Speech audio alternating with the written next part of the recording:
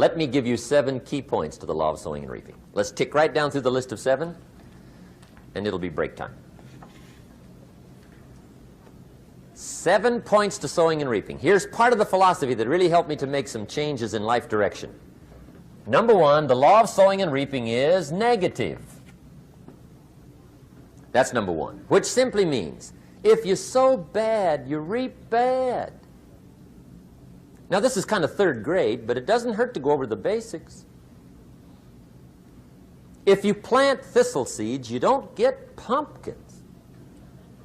Honest, no use looking for pumpkins. John says, how come no pumpkins? Come on, John. The law's negative. That's how come. Now, here's number 2. The law's positive, which simply means if you sow good, you reap good. If you plant pumpkin seeds, you don't get thistles. Not from pumpkin seeds. Mother Nature won't pull tricks on you over in the corner snickering, pushing you thistles and you planting pumpkin seeds. She won't do that. You will get pumpkins from pumpkin seeds, and the reason is because the law is positive. Now, here's number 3. I got excited when I found out the full dimension of this. See, you do not reap what you sow, but rather you always reap much more than what you sow. So the 3rd key word is more. You don't get back what you put out. You get back much more than what you put out.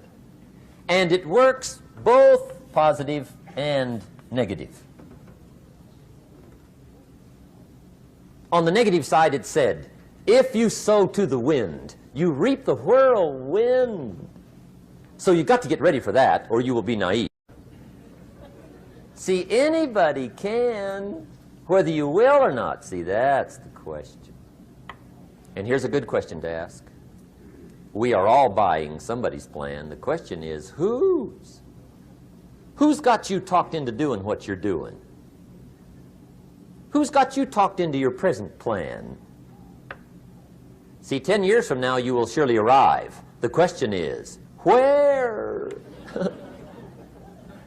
But see, anybody, if you want to, can go searching for a good plan, pick it, and start working it. And sure enough, as the time passes, as it surely will 5 years from now, 10 years from now, then you'll be winding up wearing what you want to wear, driving what you want to drive, living where you want to live, become what you want to become.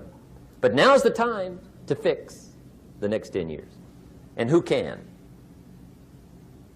Anybody. Here's number 6. The 6th key to sowing and reaping. This is leveling with you now, as we promised to do. There's one thing better than the truth, and that's the whole truth. And here's part of the whole truth of the law of sowing and reaping. Number 6 is, you could lose. There are times when you just lose, no matter what you do. It's that kind of planet. You reap what you sow, yes, but... What does that mean, yes, but? Well, the farmer plants his crop in the spring, takes care of it all summer, loves his family, works 10, 12 hours a day, 6, 7 days a week, is an honorable man. Come fall, he's got a beautiful crop, and he deserves every bit of it. But the day before he sends the combines into the field, a hailstorm comes along and beats it all in the ground, which means you lose. Somebody says, well, what did he do wrong? Answer, nothing. It's just that kind of planet. Sometimes it's going to hail on your crop and rain on your parade, so you got to get ready for that or you will be naive. That's just part of the life arrangement. And don't press me why. I was not in on some of the original decisions here, so I don't know how it got set up. But there's just times, sometimes you lose. That's part of life. But now here's number 7. The 7th key to sowing and reaping. And it goes like this. It's just another way to quote the same law.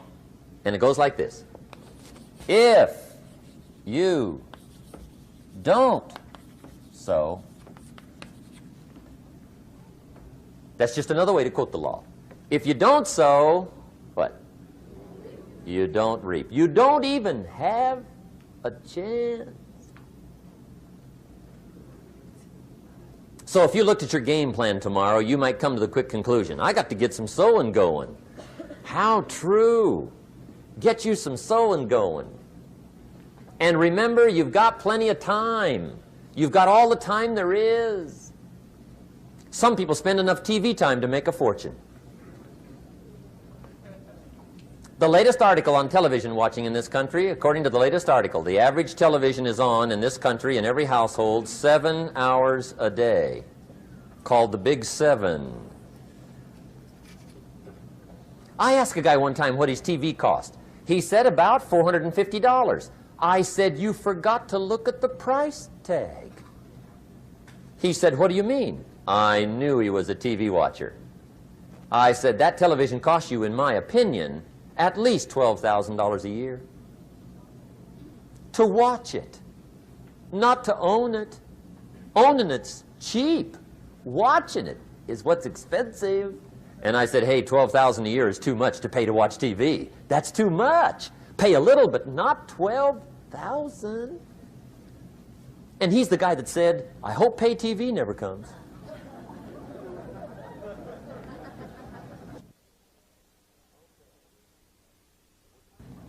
Okay.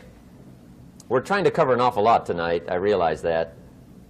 But my time schedule is such that we just have to sort of give it all to you and let you sort the rest out. I wish we had plenty of time for questions and answers and that whole thing, but our time is just limited. But we are trying to go through an awful lot, I realize that. But looks like everybody's getting it. This is about the note-takingest crowd I've seen in a long time. Incredible. Does anybody have 5 pages yet? Anybody? Oh, fantastic. Incredible. Okay. Maybe you heard the story about the preacher down in Texas, southern part of the country. He was an evangelist back in the horse and buggy days. And he was very good at being an evangelist, and a lot of people used to come and hear him preach. And one day he put up his tent in one of these Texas towns and expected a big crowd as usual, come hear him preach. And he got there, first night of the tent revival, walked in. 7:30, time to start. And to his surprise, the tent was empty. He thought, well, something must be drastically wrong. So he waited till 7:45, nobody showed up. 8 o'clock, zip. Finally, 8:15, one lone cowboy wandered up on his horse, tied his horse up outside, came in, sat down on the front bench, right, waiting for something to happen. The preacher thought, well, at least I better go down and talk to the cowboy. So he walks down, talks to the cowboy, and he says, cowboy, I'm the preacher. And he said, I don't know what to tell you. Something's gone wrong. He said, this tent was supposed to be full of people. He said, I'm embarrassed. He said, you're the only one that showed up. And he said, I really don't know what to do. And the cowboy said, well, I'm not a preacher, so I really can't tell you what to do. You know, he said, I'm just a cowboy. But he said, I know this, if I went out to feed my cattle and only one showed up, I'd at least feed it. The preacher thought, hey, the cowboy is right. If you've got a good idea to share, you should share it, if there's 1 or 1,000.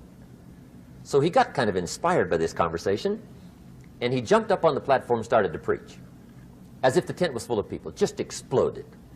And he went for an hour and 15 minutes, just kept rolling. Finally, he quit.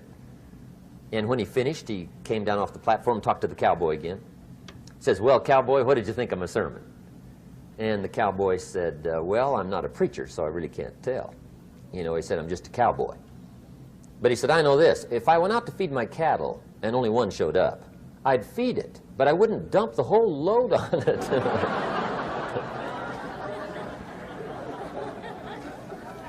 So anyway, if it seems like we're dumping the whole load tonight, I guess we are. But gosh, everybody's doing well. I'm having a good time. I appreciate the response here tonight. Okay, the next subject is setting goals. Let me show you what turned my life every way but loose. Mr. Schoaf dropped this idea on me, changed me completely.